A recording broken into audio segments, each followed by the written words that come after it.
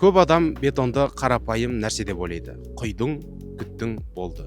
Бірақ құрамы дұрыс болмаса, ғимараттарда жарық пайда болуы мүмкін.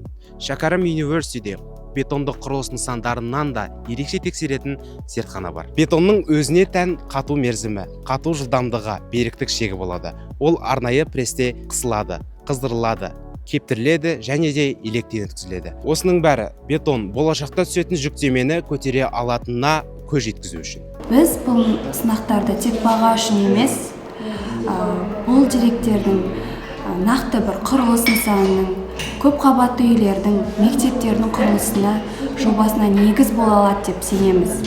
Әрбір текше болашақ қауіпсіздіктің кепілі. Шәкәрім университетіндегі құрылыс материалдарын зерттеу зертханасы толық циклді сынақ алаңы. Цемент, бетон, қиыршық тас барлығы мемлекеттік госстандарттар бойынша зерттеледі. Сынақ нәтижелерін нақты бірнеше рет қайталай алады және жобалық құжаттамаға жарамды. Сапалы бетон бұл кездейсоқтық емес. Бұл нақты есептеулер, тәжірибе және мұқият зертханалық талдау нәтижесі.